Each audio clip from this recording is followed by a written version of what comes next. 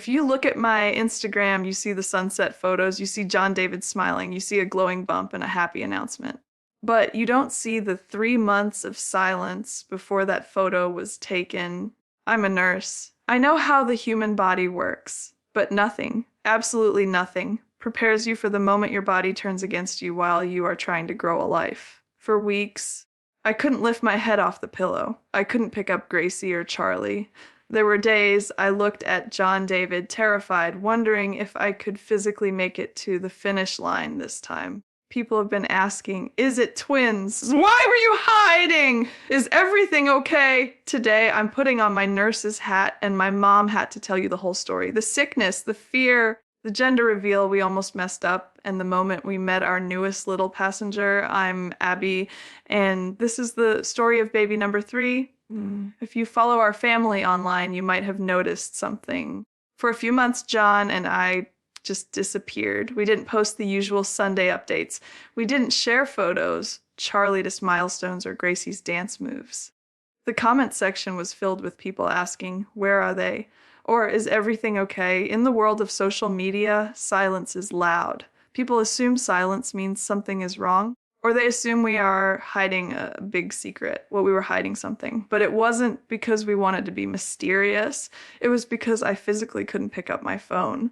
The truth is, those months were some of the hardest of my life. While the world was scrolling through feeds, I was lying in a dark room, trying to count the minutes until the nausea passed. We made a choice early on to protect our peace. We knew that once we announced, the circus would start. The questions, the articles, the speculation we wanted, and honestly, we needed that quiet time to just survive the first trimester. So to everyone who worried we weren't gone, we were just in the trenches. And I am so sorry we couldn't share it with you then, but I am ready to share it now. Life with Gracie and Charlie is full, beautifully full. Gracie is at that age where she is a little mother hen, and Charlie is pure energy. Between John's work with the planes and managing 2 toddlers, our days are packed. We always knew we wanted more children. But if you ask any mom, seeing that positive test is always a shock. Even if you plan for it, even if you pray for it, the moment those 2 lines appear, your heart stops for a second. I took the test early one morning while John was getting ready for a flight. I remember sitting on the edge of the tub, looking at the stick and taking a deep breath. It wasn't just, yay, a baby. It was, okay, Abbie, are you ready for this? Are you ready for the sickness? Are you ready to be outnumbered? I walked into the bedroom and held it up. John didn't say a word. He just dropped his flight bag and wrapped me in the biggest hug. He knew. He knew what was coming. He knew the joy, but he also knew the battle I was about to face with my health. In that hug, I felt safe. I thought, okay, we can do this. Baby number 3. Let's go. Most people call it morning sickness. I call it survival mode. With my previous pregnancies, I suffered from something called hyperemesis gravidarum, or HG. It's not just feeling a little queasy. It is debilitating. I'm a nurse. I understand the physiology. I know it's hormones. But knowing the science doesn't make it easier when you can't keep down a sip of water for 24 hours. This time, the HG hit harder and faster than before. By week 6, I was down. I don't mean resting on the couch down. I mean, I couldn't lift my head without the room spinning. The smell of coffee, something I usually love, would send me running to the bathroom. There were scary moments. As a nurse, I know the signs of dehydration. I would look at my skin, check my pulse, and tell John, I think I need fluids. We had to set up IVs at home. John, bless his heart, learned how to help me with my medical needs. It's a strange dynamic, being the patient in your own home. There were nights I cried, not from sadness, but from pure exhaustion. I worried about the baby. Is he getting enough nutrients? Am I failing him? The doctor assured me the baby takes what it needs. But looking in the mirror, seeing my pale face and sunken eyes, it was hard to feel like I was glowing. The hardest part for me wasn't the physical pain, it was the mental shift. I am a doer. I am a helper. My identity is wrapped up in being a nurse, a mom, a wife. I am the one who fixes things. I am the one who makes the meals and organizes the schedule. Suddenly, I was the one who needed help. I had to watch my house get messy. I had to watch laundry pile up. I had to ask for help to just get a glass of ice chips. For a personality like mine, that loss of control is terrifying. I felt guilty. I felt like a burden. I remember one afternoon, Gracie came into the room wanting me to play dolls, and I just couldn't. I had to tell my sweet girl, Mommy can't move right now. The look on her face broke my heart. I had to have a serious talk with myself. I had to accept that resting was my job right now. Growing this baby was the only task on my to-do list. It took me weeks to stop apologizing to John for being sick. I had to learn that needing help doesn't make you weak. It makes you human. We need to talk about John David. You see him on the show as the pilot, the quiet brother, the steady one. But you haven't seen him like this. When I went down, John stepped up in a way that makes me tear up just thinking about it. He didn't just babysit. He became the primary parent. He became the chef, the cleaner, the nurse, and the playmate. He grounded himself from flying as much as possible so he could be home. He learned how to do Gracie's hair, which, let me tell you, was a learning curve. He learned exactly which snacks Charlie would eat and which ones he would throw on the floor. I would hear them giggling in the living room while I was in bed, and it gave me so much peace. He never complained. Not once. He would bring me my meds, rub my back, and tell me, "You are doing a great job, Abbie." In our culture, there are often strict gender roles. But John threw those out the window. He showed me that a real man does whatever is needed for his family. He washed the dishes, he changed the diapers, and he held our world together when I couldn't. This pregnancy has been hard on my body, but it has been amazing for our marriage. I fell in love with him all over again watching him be super dad. One of the hardest things about being sick for months is that life doesn't stop just because you need it to. Especially when you have two toddlers who don't understand why Mommy can't play tag. Gracie is so sharp. She noticed immediately that something was different. She would come to the side of the bed with her little doctor kit, which was ironic given my profession, and try to fix me. She'd check my heartbeat with her plastic stethoscope and say, "Mommy, you need a sticker." It melted my heart, but it also broke it a little. And Charlie, he's a boy through and through. He just wanted to wrestle. Trying to explain to a high-energy toddler that he can't jump on Mommy's tummy because there is a baby inside, that was a challenge. We had to get creative. We invented bed games. We read mountains of books while I lay flat on my back. We played I Spy inside the bedroom. We watched a little more TV than I usually allow, and I had to let go of the guilt about that. I realized that even from bed, I was still mothering them. I was showing them that sometimes bodies get sick and families take care of each other. Watching Gracie bring me a blanket or Charlie gently pat my hand taught me that they are learning compassion even in the chaos. Now let's talk about the elephant in the room, or should I say, the two elephants people thought were in the room. The twin rumors, I saw the comments, I saw the YouTube videos analyzing my bump size. Because John is a twin, and because Duggars have so many sets of twins. Everyone always assumes we are next, and honestly, for a minute we thought it might be twins too. Why? Because I was twice as sick as I was with Charlie. My HCG levels, the pregnancy hormone, were through the roof. John joked, "Well, if anyone can handle twins, it's us." But I looked at him with my head spinning and thought, "Speak for yourself, buddy!" The speculation online was wild.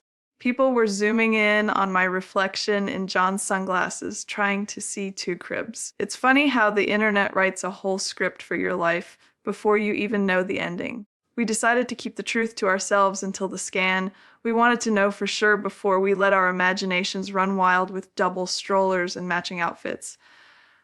That drive to the doctor's office was tense. I was dehydrated, I was anxious, and there was that lingering question, is the baby okay? When you are that sick, you worry that your body isn't a safe place for the baby. John held my hand the whole time in the waiting room. When the technician put the one on my belly, the room went silent. I held my breath. And then we heard it, that galloping horse sound.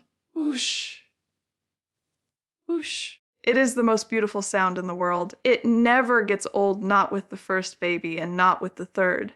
And then the moment of truth. The technician moved the wand around. We looked at the screen. One sack, one baby. I looked at John, and we both let out a laugh that was half relief, surprise.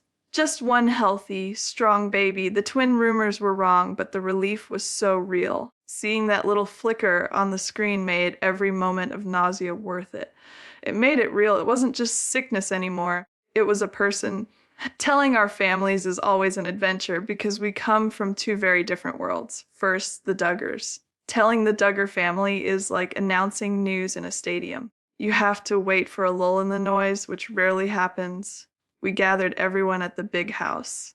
There were kids running everywhere. We gave the little cousins shirts that said Cousin Crew 2026. When they figured it out, the volume level went up to 100. Screams, hugs, people jumping up and down. Michelle was crying, Jim Bob was filming. It was chaotic love. It's overwhelming, but it's joyful. Then there is my family, the Burnett's. It's a totally different vibe. It's quieter. It's calmer. We told my parents over a quiet dinner. My mom just gasped and covered her mouth with tears in her eyes. My dad smiled, that big, proud grandpa smile. They immediately asked, "How are you feeling, Abbie? Can we bring you soup?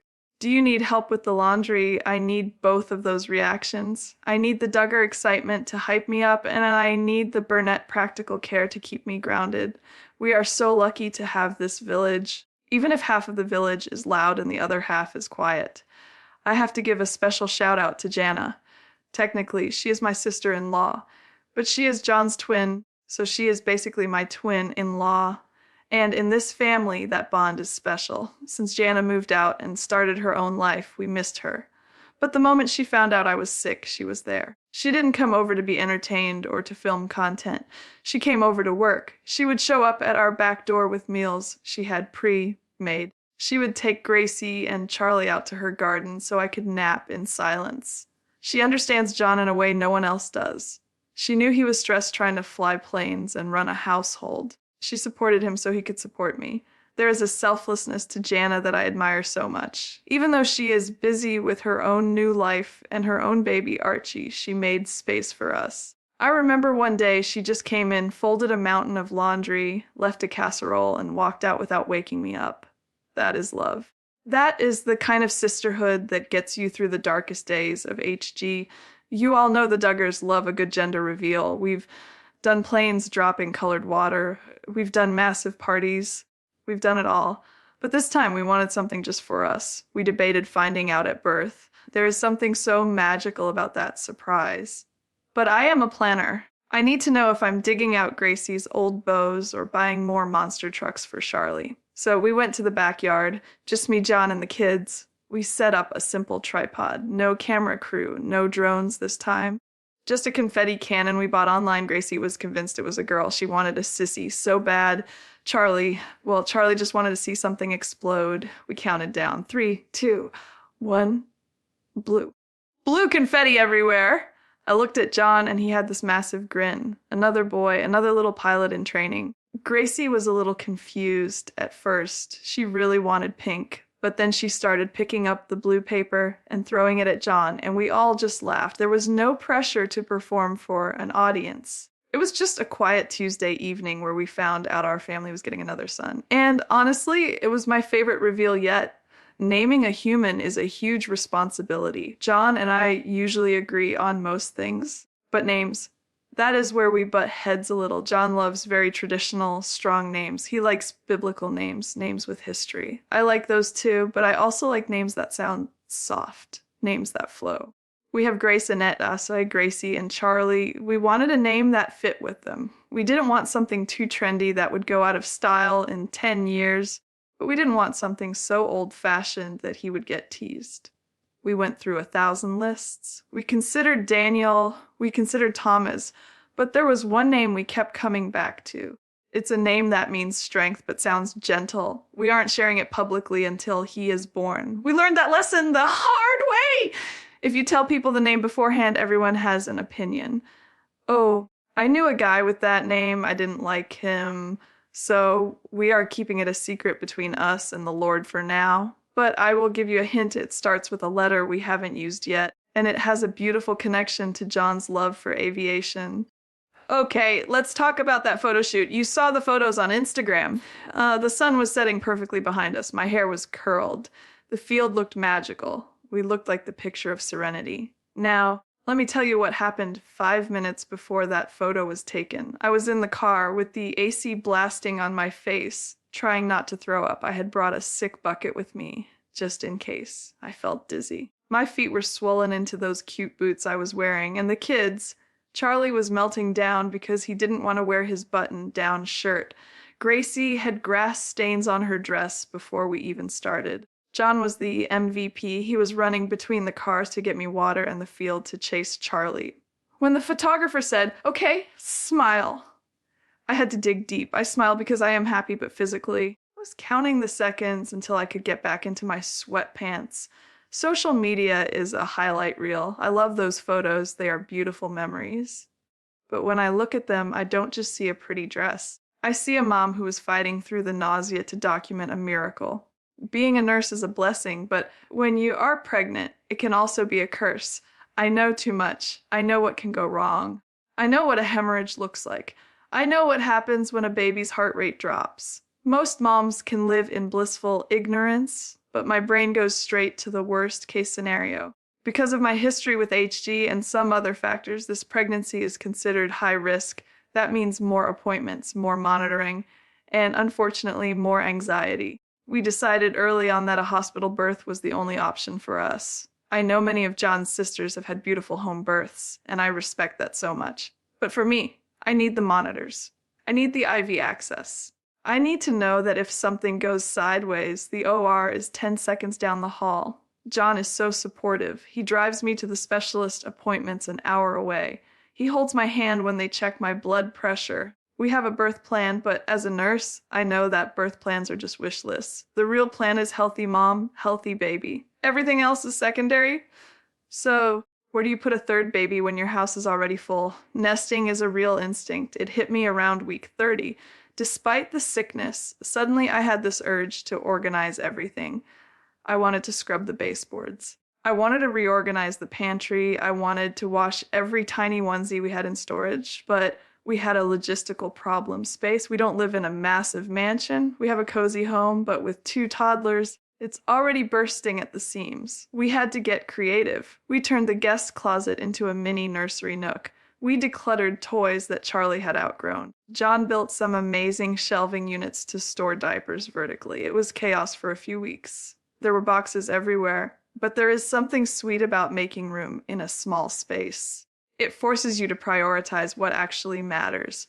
We don't need 5 different baby swings. We just need a safe place for him to sleep in a rocking chair for me to feed him. We are squeezing him in, literally and figuratively. But I look at that little corner with the bassinet and it looks perfect.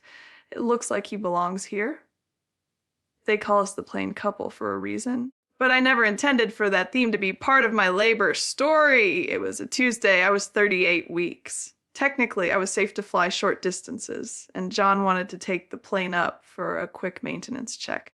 I went with him just to get out of the house. We were about 2,000 feet in the air when I felt it. Not a Braxton Hicks contraction, a real one. It wrapped around my back and took my breath away. I looked at John and tapped his headset. John, we need to land. Now his eyes went wide. I have never seen him land a plane that smoothly or that quickly in my life. He was radioing the tower. Pan, pan. Passenger impossible labor. By the time we hit the tarmac, the contractions were 5 minutes apart. We didn't even go home. We drove straight from the hangar to the hospital. I was laughing through the pain because I thought, of course. Of course, the pilot's son decides to start his arrival in the sky. It was the mostest way this could have possibly started. Once we got to the hospital, the nurse in me took over. I was asking about my dilation, watching the fetal monitor, checking my own fluids. The doctor laughed and said, "Abbie, you have to stop working. You are the patient today. A labor with a third baby is intense. It moves fast." John was my rock. He knew exactly where to apply counter pressure on my back. He knew when to offer me ice chips and when to just be quiet and let me breathe.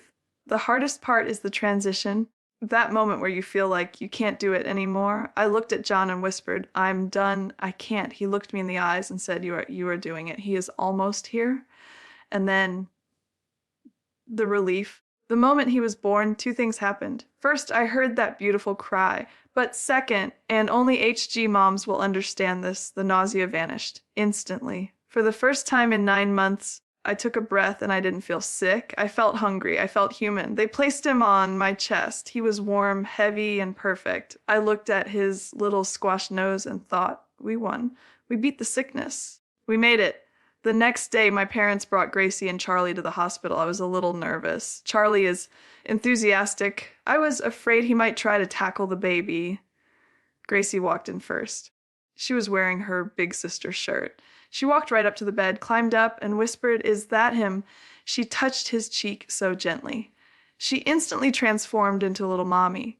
Then Charlie came in. He looked at the baby, looked at me, and then pointed at the hospital Jell-O on my tray. Snack, we all laughed. Typical Charlie, but then he patted the baby's foot. He said, "Baby," seeing the three of them together, my stairs, my steps, it was overwhelming. My heart grew 3 sizes in that moment.